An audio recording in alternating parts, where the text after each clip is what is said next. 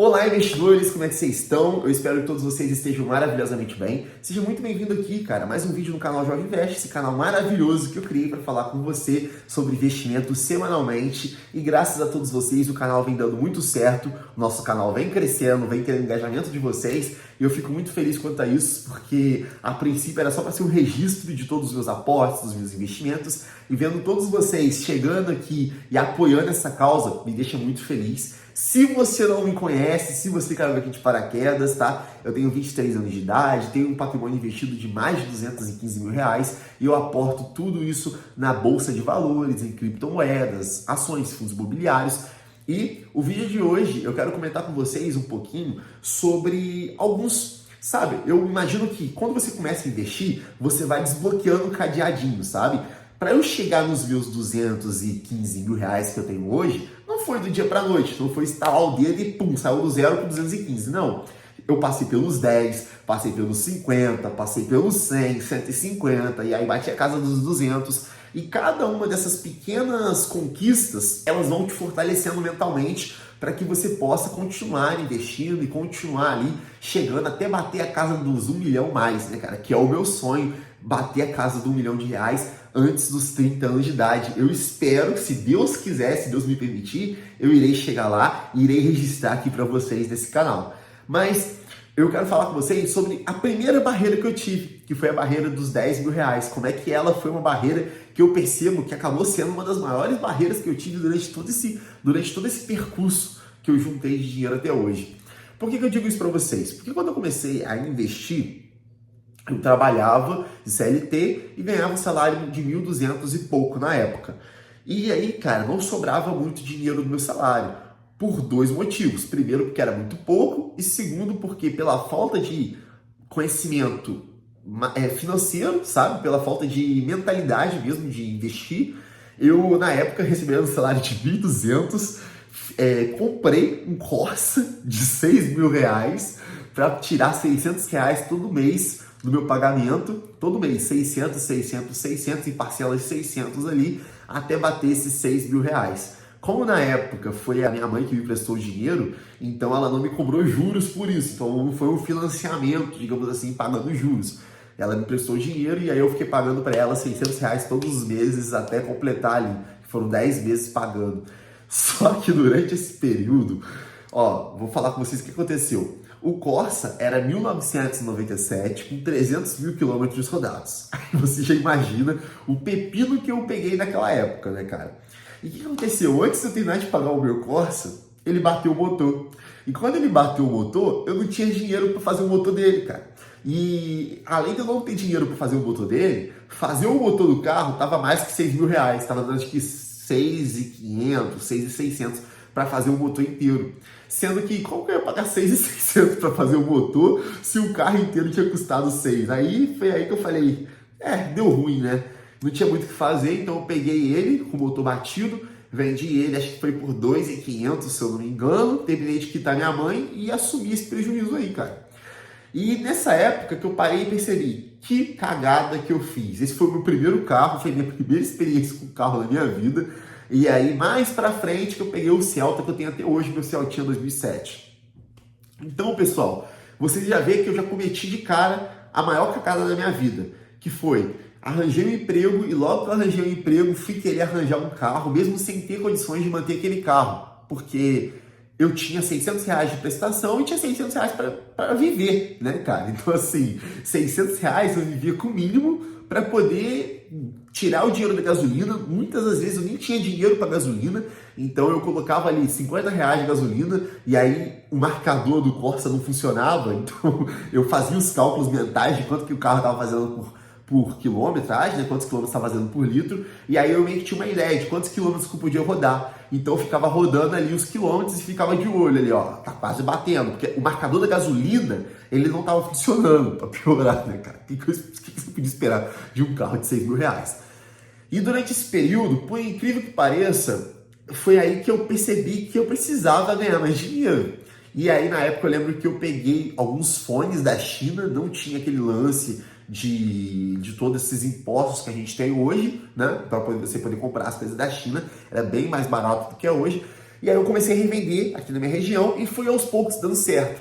E esse fato de começar a vender fone, começar a intermediar aluguéis para poder ter um dinheirinho a mais, porque os R$ 600 do meu salário estava comprometido com o Corsa, foi o principal fator que fez com que hoje eu estou aqui hoje gravando esse vídeo para vocês com mais de R$ 215 mil investidos aos 23 anos de idade.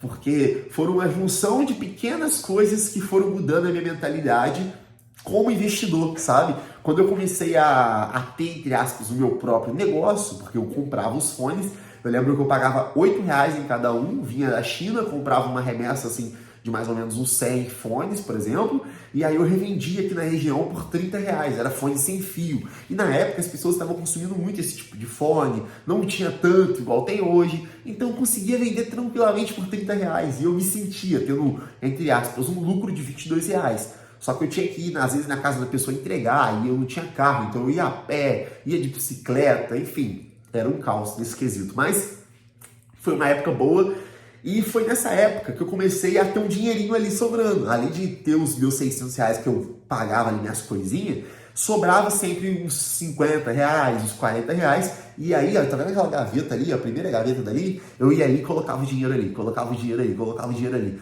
Porque pra mim, na época, o banco não era um bom lugar de guardar dinheiro. O lugar bom de guardar dinheiro era na gaveta. Porque tinha um conhecido meu que lá atrás, um conhecido da minha família, guardava dinheiro debaixo do colchão. E aí, ele era a maior referência como investidor, digamos assim, como uma pessoa que junta dinheiro, que a gente tinha conhecimento. Então, a minha ideia era fazer algo parecido, então eu guardava tudo naquela gaveta.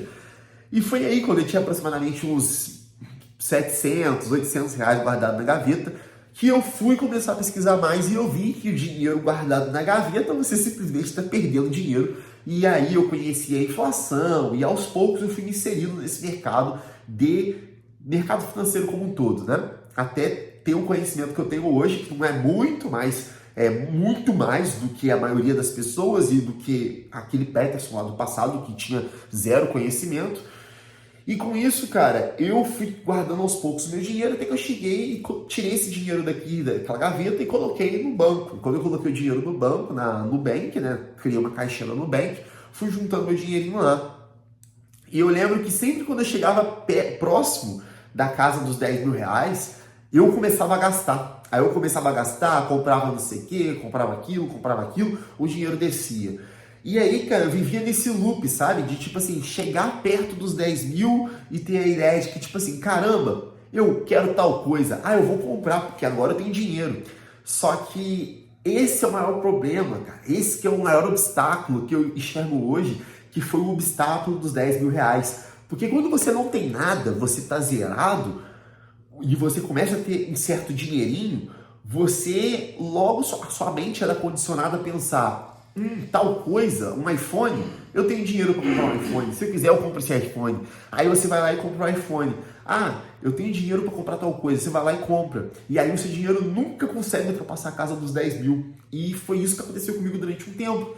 Até que com muito sofrimento, com muita luta, eu ultrapassei a casa dos 10 mil. Aí quando eu ultrapassei a casa dos 10 mil, parece que dava mais gosto de ver o dinheiro ali, sabe? O 10, 0,000.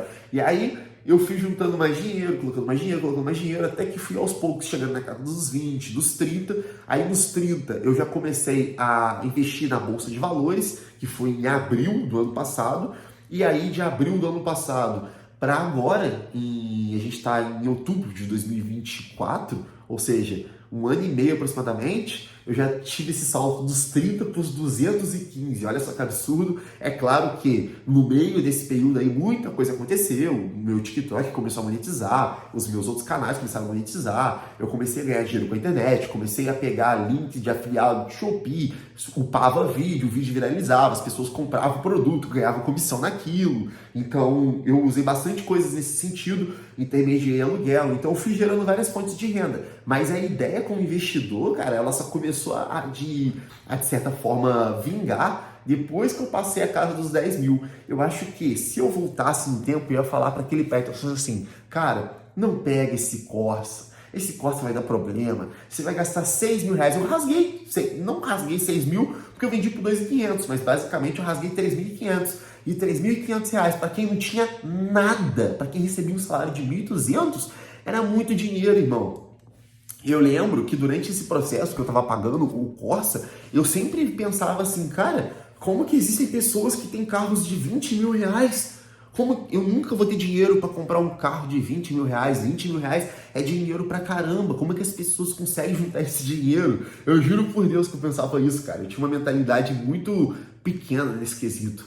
E aí, com o tempo, com os meus canais, com a monetização, com as vendas, eu fui percebendo de que eu conseguiria sim chegar lá, mas minha mente ela estava condicionada a pensar pequeno. Eu tinha que mudar isso na minha mente. E aos poucos eu fui mudando. Inclusive hoje, com patrimônio de R$ 215.000, eu ando de Celta 2007. Meu Celta me custou R$ 15.000. R$ 15.000 eu ando num carro de 15 mil com 215 de patrimônio. Não sei nem a regra dos 10%, né? Que o pessoal fala que o seu carro tem que equivaler a 10% do seu patrimônio no geral, né?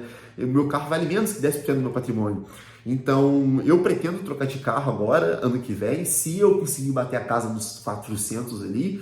Vamos ver o que vai acontecer, mas essa barreira dos 10 mil, cara, ela foi a maior barreira que eu tive. E a segunda maior barreira que eu tive foi a dos R$ 100.000. E aí isso daí já é um assunto para outro vídeo, mas tente passar dessa casa dos 10 mil, sabe? Se cobre a não gastar esses 10 mil. É claro que se acontecer alguma coisa na sua família, alguma emergência, aí não tem como. E dinheiro você vai juntar depois, você vai investir depois.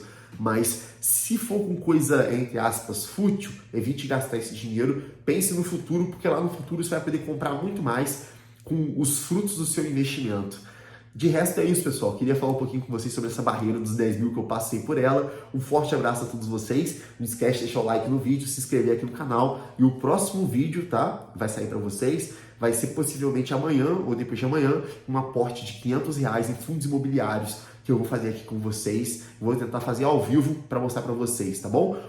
Beijão no coração de todos vocês e até o próximo vídeo. Valeu!